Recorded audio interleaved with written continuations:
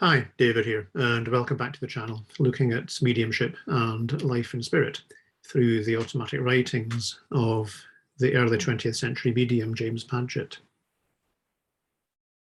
In the last video, we looked at a series of messages from a number of different people, some of whom have been in spirit for many centuries. The messages themselves were just to encourage James to persevere with his automatic writing and to trust in the content of the messages. But it's valuable to know that the length of time someone has been in spirit isn't of itself a bar to communicating. There can be many reasons why someone who has been in spirit a long time might not communicate. They won't be personally known to anyone in this world. So a normal platform demonstration of mediumship is not the place to come through, because it's not going to do much to demonstrate continuing life. But that's just a practical consideration in terms of what that event is trying to achieve. Fundamentally, mediumship is no different just because someone has been in spirit a long time. One of the reasons we listen to older people who have been in this world a long time is because of their accumulated wisdom and experience. They have a perspective on life that still helps us make sense of the modern world, particularly the ability to cope with change and face the unexpected, and to identify the things that truly matter. These are also good reasons to listen to people who have been in spirit for many years, regardless of whether or not we knew them personally. Because they have experience of this world and of the life that follows on from it, they can be very well placed to correct some of the beliefs that people subscribe to in this world, but which are simply not true. On that theme, we're going to look at two messages James received in November 1915. The first message is from his grandmother, Rollins, addressing the belief that there is such a thing as sins that cannot be forgiven. The second message is from James's wife, Helen, telling us about her experience of how people in spirit care for children who are stillborn, or who die as a result of miscarriage or abortion, or who die as very young children from other causes. These might seem to be two very different topics, but as you will see, there is a reason for discussing them together. The first message from Rollins was received by Padgett on November 1st, 1915. This is one of a number of messages that deal with traditional Christian doctrines that people in spirit tell us are untrue. One of the reasons time is spent discussing these things is because when the messages were given, many more people believed in these doctrines. And although this might not be true to the same extent 100 years later, the influence of those beliefs lingers and can still get in the way of a clearer understanding of God and spirit. The doctrine discussed in this message is the teaching that there is such a thing as unforgivable sin. This arose from a number of passages in the New Testament texts, which seem to say that if you sin against the Holy Spirit, you can never be forgiven. The claimed consequence is, of course, that you can never enter heaven.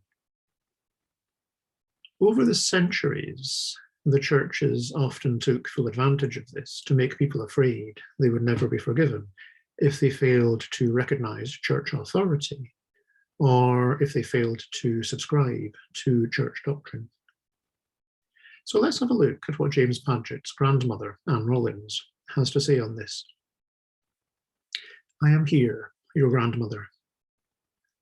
I have been listening to your conversation tonight, and am much pleased to see that you and your friend, meaning Dr. Leslie Stone, are growing in your conception of the truth. The matter of the unpardonable sin is one that is of the greatest importance to the world, especially in view of the fact that so many of the Orthodox ministers teach that it is a thing of existence and is so dreadful in its consequence. But thanks to the Master, meaning Jesus, this teaching will not, in the near future, be permitted to go unchallenged.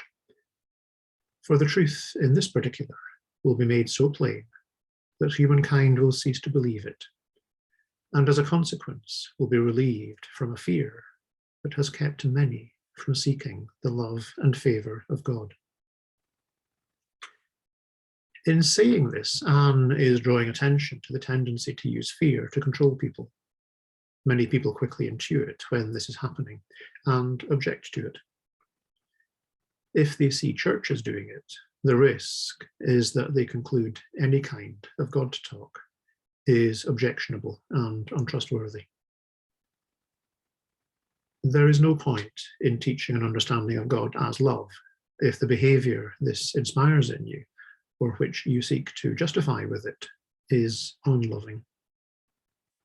This keeps people from God because they see clearly that divine love is not, in truth, your priority.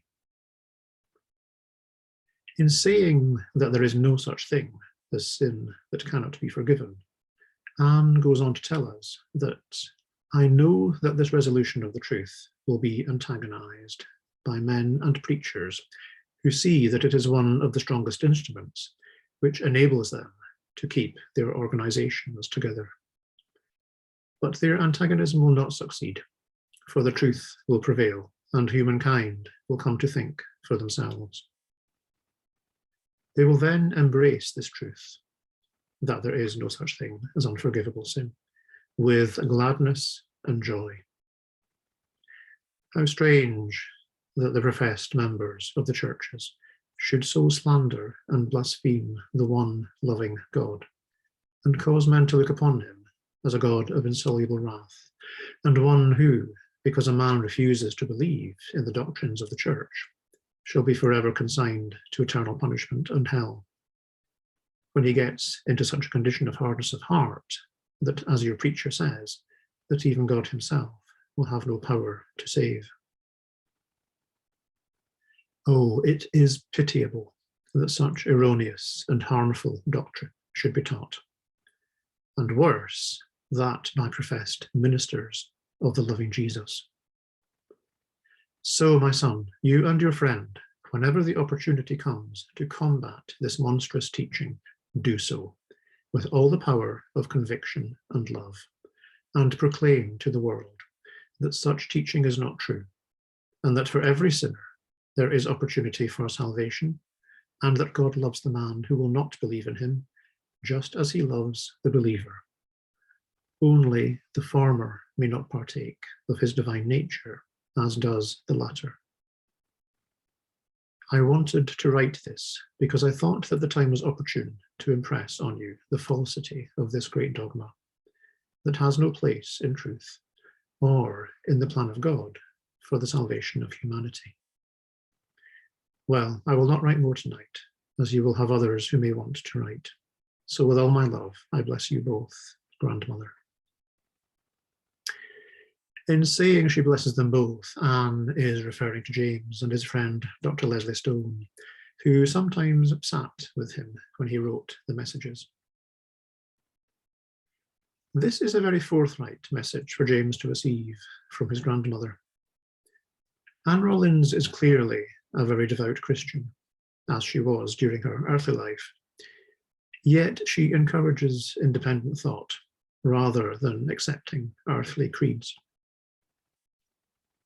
For Anne, with the experience of both earth and spirit life behind her, God is a God of love, in whose nature nothing of fear, vengeance, the desire to control others, or any unwillingness to love can possibly be found. If we insist that such things are part of God's nature, we are simply projecting our own characteristics because we lack the experience of God that would show us we are wrong. So in encouraging independent thought, Rollins is not encouraging us simply to speculate, but to use our ability to think so as to make sense of our experience of God, so as to comprehend the divine nature more fully. If we seek that experience through the gift of divine love, we have the means to ensure that understanding will follow. Knowing that there is nothing that cannot be forgiven is important context for our next message. This one was received by James from his wife Helen a couple of weeks later on November 13th, 1915. People often ask what happens to people who die as children. The answer is simple. To the extent that development and growth are part of life, whether it is lived on the earth or in spirit. In this message, Helen addresses this question in relation to children who die before being born or as babies. Helen shows us another aspect to knowing that love is the only connection that has spiritual value, or indeed any real existence. I am here, Helen. In my investigation of the subject of babies who have come to the spirit world as a result of abortion, I find that they never go back to their earth mothers for any purpose whatsoever. There are spirits who are specially designated to take care of babies, and in cases where the natural mothers have succeeded in cutting short the lives of these babies, these spirits who have charge of them in the spirit world may not permit them to come in contact with their natural mothers or visit them. This is because the mother's love is not there to receive these poor little waifs. And where there is no mother's love, there is no attraction existing that will cause the return of the babies when they have once left their mothers. So Helen tells us very clearly that where there is no love, there is no connection. Bringing mother and child together again would, in this situation, be an empty experience for both. Indeed, there may even be the potential for it to be an upsetting experience. The child would feel the disappointment of a lack of love, whereas the encounter might trigger unhappiness or regret in the mother, without her being aware why she is feeling this. Not bringing about such an encounter protects both. And this is an important point. In this situation, it is natural to focus on the arrangements for the care of the child, but it is important also to remember that from the perspective of people in spirit, the care of the mother remains important. This is a classic situation where traditional doctrines and beliefs open the door wide to condemning the mother.